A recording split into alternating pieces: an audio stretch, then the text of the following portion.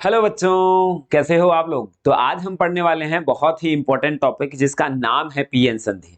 तो ये टॉपिक अपन स्टार्ट करें उससे पहले बात कर लेते हैं इससे पहले वाले टॉपिक के बारे में। तो इससे पहले वाले टॉपिक के बारे में अपन क्यों बात करें, किस लिए कर रहे हैं, इसलिए कर रहे हैं क्योंकि उसी से ये रिलेटेड है। अगर ये वो नहीं पढ़ा हुआ होगा तो ये ऊपर से जाने वाला है ना। तो इस बात का ध्यान रखना है। तो इससे पहले वाले लेक्चर के अंदर अपन ने क्या पढ़ा था ये बात मैं बता देता हूँ।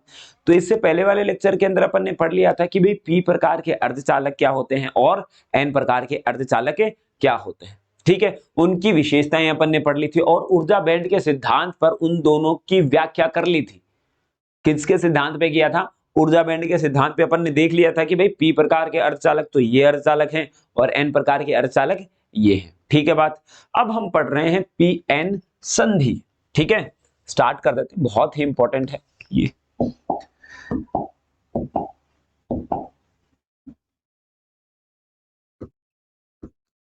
पी एन संधि। तो जब पी प्रकार के अर्धचालकों की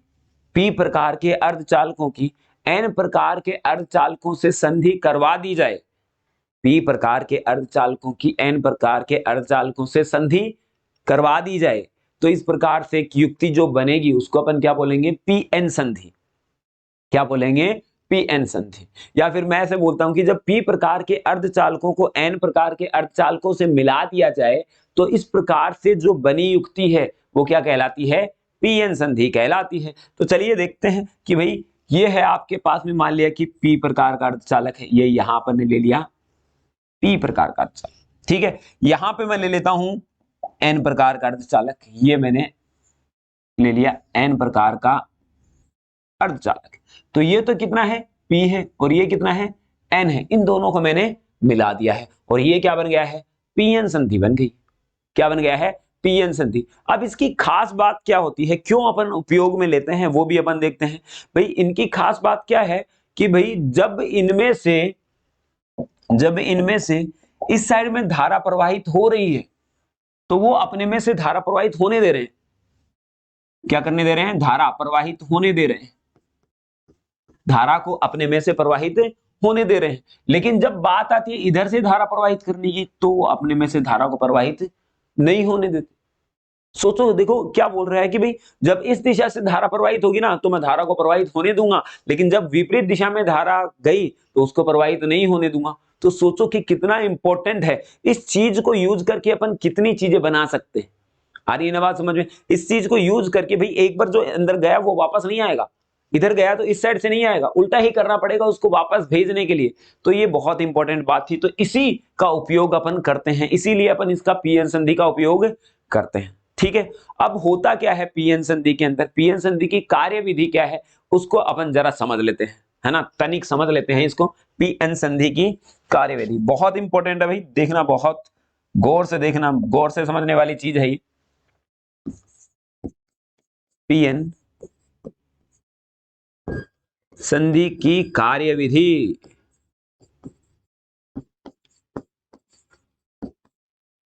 ठीक है, तो P और N संधि के अंदर ऐसा क्या होता है वो हम देखने वाले हैं कि संधि करवा तो दिया अपन ने, संधि करवाने पे अब करेंगे क्या ही, है ना। तो क्या होगा इसके अंदर कि भाई ये ऐसी चीजें हो रही हैं इसके अंदर। तो यहाँ पे अपन देखते हैं कि भाई यहाँ पे तो अपन ने ले लिया, बनाते हैं वापस, यहाँ पे अपन ने ले लिया, ये ले रखा है अपन ने P। ठीक है, इसके बाद में अपन क्या लेते हैं? N लेते हैं। यहाँ पे अपन ने ले लिया ये N। ठीक है ना, तो कोई प्रॉब्लम वाली बात है नहीं, इसको थोड़ा सा बड़ा भी कर सकते हैं, चलो बड़ा कर देते हैं इसको। ठीक है,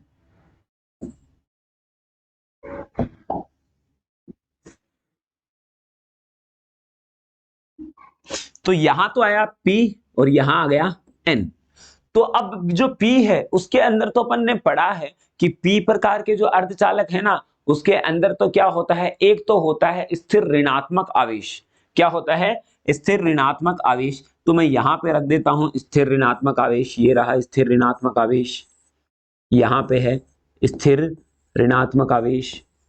ठीक है बात, यहां पर स्थिर ऋणात्मक आवेश है। जबकि अपन एन के अंदर जानते हैं कि स्थिर धनात्मक आवेश होता है, तो यहां पे आएगा स्थिर धनात्मक आवेश।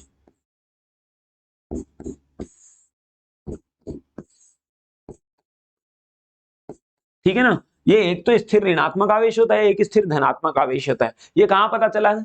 लास्ट वाले लेक्चर में पढ़ा चला था अपने को। अब ये अगर बिना पढ़े आप यहां आएंगे तो पता चलेगा नहीं ना, इसीलिए बार बार बोला जाता है कि आप पहले वो पढ़ें, अगर नहीं पढ़ा है तो चलिए जिन्होंने पढ़ लिया है उनका टाइम खराब नहीं करते हैं। तो यहाँ पे देखते हैं कि भाई पी प्रकार के अर्धचालक है और एन प्रकार के अर्धचालक है। यहाँ पे तो स्थिर ऋणात्मक आवेश है और यहाँ पे क्या है? स्थिर धनात्मक आवेश। और पी प्रकार के अर्धचालकों के अंदर बहुसंख्यक वाहक होल हुआ करते थे। क्या होते हैं? ज्यादा होल होते हैं। और इलेक्ट्रॉन क्या होते हैं? मुक्त इलेक्ट्रॉन क्या होते हैं? कम होते हैं। तो यहां पे तो होल तो इतने हैं, देखो ये रहा होल, ठीक है ना। यहां पे कर देते हैं होल, ठीक है। यहां पे मैं कर देता हूं एक मुक्त इलेक्ट्रॉन, क्योंकि कुछ मुक्त इलेक्ट्रॉन, अरे यहां पे अपन ने मुक्त इलेक्ट्रॉनों को शायद उल्टे नाम से दर्शाया था, तो यहां पे मैं इसको मिटा देता हूं फिर। तो यहां पे मैं ले लेता हूं होल मुक्त इलेक्ट्रॉन, और यहां पे ले लिया मैंने होल, ठीक है। होल को अपन इसी प्रकार से दर्शा रहे थे। तो यहां पे आपके पास में आया होल, और यहां पे अधिकांशतः क्या होते थे? आपके पास में होल होते थे, और बहुत कम क्या होते थे? आपके पास में मुक्त इलेक्ट्रॉन होते थे। तो बहुसंख्यक वाहक जो थे वो तो क्या थे? होल थे। और जो अल्पसंख्यक वाहक थे वो क्या थे? मुक्त इलेक्ट्रॉन थे। ऐसे ही अगर अपन एन प्रकार के अर्धचालकों के अंदर देखते हैं, तो एन प्रकार के अर्धचालकों के अंदर क्या था? एन प्रकार के अर्धचालकों के अंदर क्या था कि जो बहुसंख्यक वाहक थे ना, वो क्या थे? आपके पास में मुक्त इलेक्ट्रॉन थे। तो यहाँ पे बहुत मुक्त इलेक्ट्रॉन थे, मुक्त थे वो एकदम, ठीक है ना। यहाँ पे मुक्त इलेक्ट्रॉन, मुक्त इलेक्ट्रॉन, मुक्त इलेक्ट्रॉन, और यहाँ पे एक होल भी कर देते हैं, क्योंकि कुछ तो थे ना। अरे अल्पसंख्यक वाहक थे, लेकिन थे तो सही ना। तो अब क्या होता है कि भाई यहाँ पे ये एक सिस्टम था इन दोनों का, अब इन दोनों को मिला दिया गया है। तो अब क्या हो रहा है कि भाई जो यहाँ पे ये जो होल है, जो पी होल है, वो किधर गति करते हैं? एन क्षेत्र की ओर गति करेंगे। समझना इस बात को। पी के अंदर क्या थे? स्थिर ऋणात्मक आवेश थे, और होल थे बहुसंख्यक वाहक, देखो मैंने लिख दिया। और यहाँ पे क्या है? आपके पास में स्थिर ऋणात्मक आवेश और साथ में कुछ अल्पसंख्यक वाहक मुक्त इलेक्ट्रॉन भी हैं। ऐसे ही आपके पास में एन प्रकार के अर्धचालकों के अंदर क्या है? उसके अंदर बहुसंख्यक वाहक जो ज्यादातर क्या है? मुक्त इलेक्ट्रॉन है, और अल्पसंख्यक वाहक क्या है? होल है। ठीक है बात। अब हम देखते हैं कि जब पी क्षेत्र के जो पहला पॉइंट क्या बोलता है आपको, जो पी क्षेत्र के जो होल हैं वो एन क्षेत्र के ओर गमन करते हैं मुक्त इलेक्ट्रॉनों के आवेशों के कारण। वापस सुनना इस बात को कि जो पी क्षेत्र के अंदर क्या है? आपके पास में होल है, वो एन क्षेत्र की ओर गति करेंगे, और एन क्षेत्र के जो मुक्त इलेक्ट्रॉन है वो पी क्षेत्र की ओर गति करेंगे। तो यहां पे तो ये तो गति करने लग जाते हैं इस साइड में, ठीक है ना, इस साइड में गति करते हैं, और ये गति करेगा इधर। ऐसे ही आपके पास में ये गति करेंगे इस साइड में, मुक्त इलेक्ट्रॉन। होल गति करेगा इस साइड में। तो ऐसा हो रहा है कि भाई जो होल तो जा रहे हैं वो एन क्षेत्र की ओर जा रहे हैं, और एन क्या जा रहे हैं? पी क्षेत्र की ओर जा रहे हैं। सिंपल सी बात है, धनात्मक ऋणात्मक की तरफ जाएगा, और आपस में मिलके क्या बनाएंगे? शून्य। धनात्मक और ऋणात्मक दोनों समान परिमाण में विपरीत प्रकृति के, तो शून्य बनाएंगे। वो चलो बाद की बात है, लेकिन यहां से ये डिफ्यूज होने लग जाते हैं।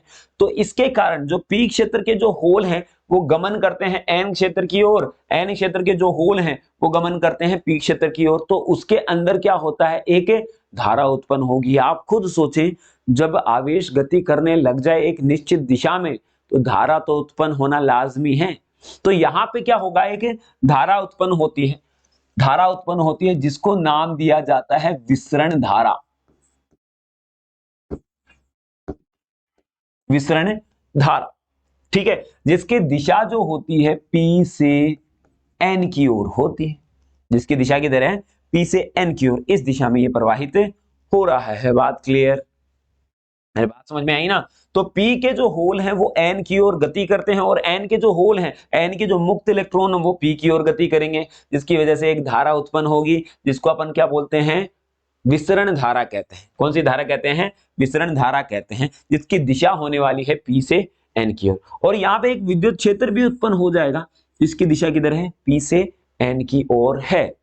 पहला पॉइंट आपका क्लियर हो जाता है। तो ये बात आप लोगों को क्लियर हो गई, ठीक है। दूसरा पॉइंट, दूसरा पॉइंट क्या है कि भाई ये जब भी आपके पास में होल, ये जो आपके पास में होल इधर गति करते हैं,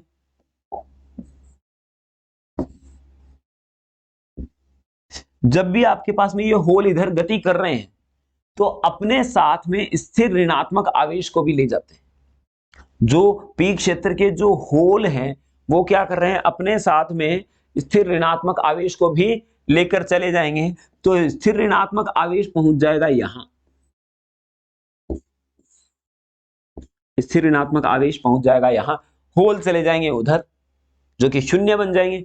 तो यहां पे जो स्थिर ऋणात्मक आवेश उस एन के अंदर नहीं जा सकता, तो यहां पे ये जो संधि है जो दोनों को मिलाने वाली रेखा है, वहां पर ये इकट्ठे हो जाते हैं, एक पतली सी लेयर बना लेते हैं। ठीक है, क्या बोला मैंने कि जो पी क्षेत्र के जो होल हैं वो क्या करने लग जाते हैं, एन क्षेत्र की ओर गति करने लग जाते हैं। तो गति करने से क्या होगा कि इनके साथ में जो स्थिर ऋणात्मक आवेश है वो गति करने लग जाता है और संधि के पास में आके क्या होता है, रुक जाता है।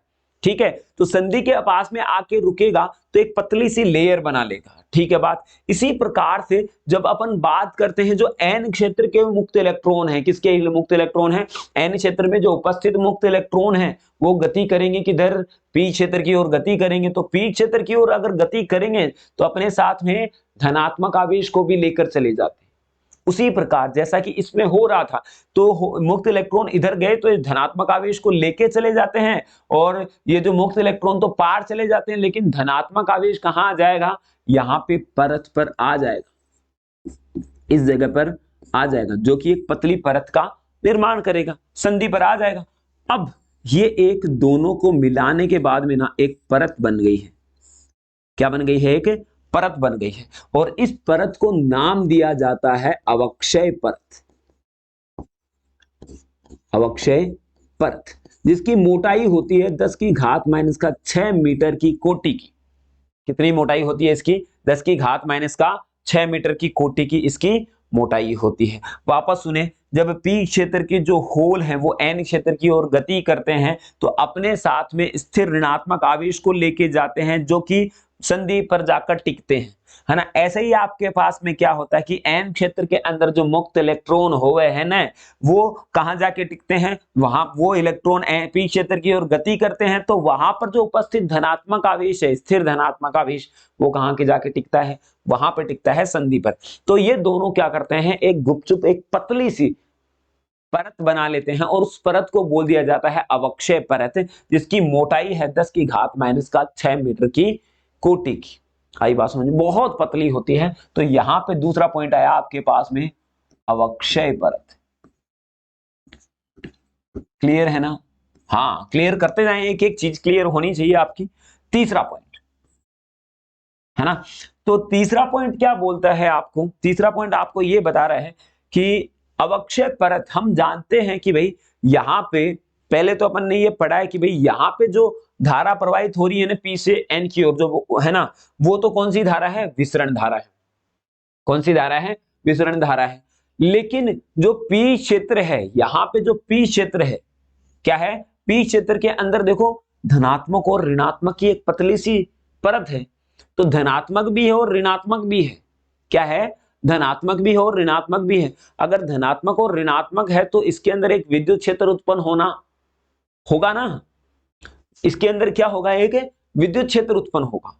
सिंपल, अरे बात समझो आप कि जब धनात्मक और ऋणात्मक की पतली परत है तो धनात्मक से ऋणात्मक की तरफ एक विद्युत क्षेत्र उत्पन्न होगा। तो यहां पे एक विद्युत क्षेत्र उत्पन्न होता है, इसके अंदर विद्युत क्षेत्र उत्पन्न होता है जिसकी दिशा है एन से पी की ओर।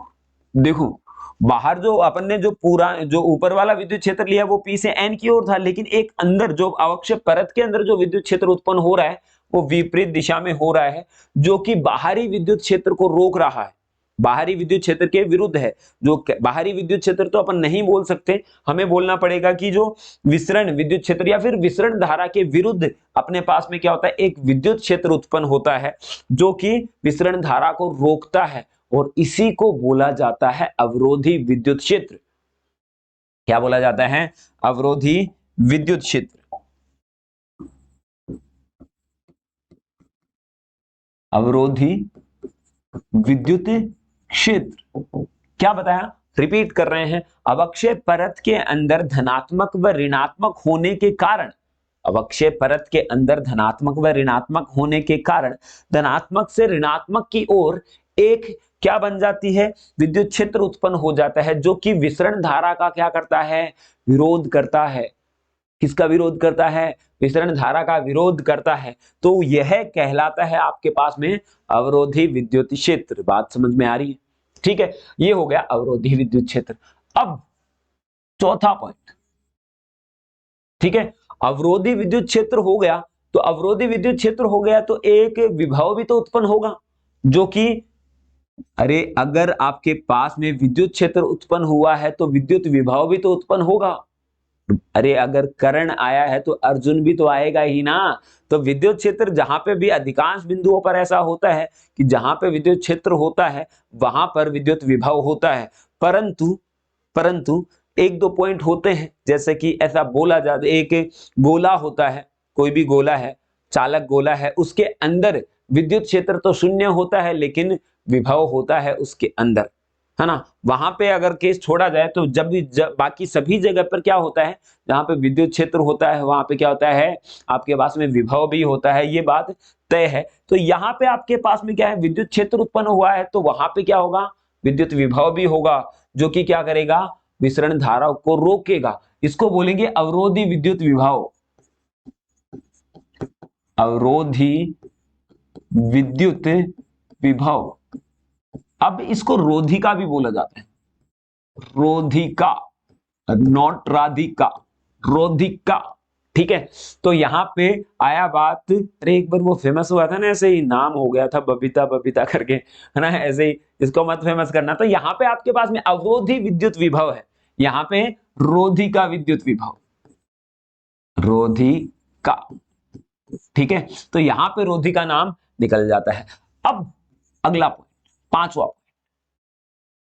अब देखो कि भाई यहां पे आपके पास में अवरोधी विद्युत क्षेत्र उत्पन्न हुआ है, अवरोधी विद्युत विभव उत्पन्न हुआ है। अब इसके कारण इसमें एक धारा भी प्रवाहित होती है, अवरोधी विद्युत क्षेत्र और इनके कारण, या फिर मैं अल्पसंख्यक वाहकों के कारण बोलूंगा, अल्पसंख्यक वाहकों के कारण इसके अंदर धारा भी उत्पन्न होती है, जिसकी दिशा n से p की ओर होती है, और उस धारा को बोला जाता है अनुगमन धारा, अनुगमन धारा या अपवाह धारा, अपवाह, अपवाह धारा या अपवहन धारा, इसकी दिशा होती है n से p की ओर। किधर होती है, n से p की ओर इधर होती है। तो ये आपके पास में थे पीएन संधि की कार्यविधि। समझ में आई होगी? ठीक है, समझ में आई है तो नोट करोगे आप। नोट करने के लिए क्या करना पड़ेगा, वो लोग जो स्क्रीन पर नंबर दिखाए गए हैं वहां पे व्हाट्सअप करना पड़ेगा, और झटपट से बोल देना है कि सर हमें इस नोट्स की पीडीएफ चाहिए, आप झटपट से हमें भेजो। ठीक है बात? तो चलिए, ये आप तो आप कर लेंगे, लेकिन सब्सक्राइब करने वाला काम जरूर करना है ना, वो नहीं रहना चाहिए, बाकी कुछ भी हो चाहे नहीं हो, लेकिन वो काम तो होना ही चाहिए। चलो, thank you, have a nice day.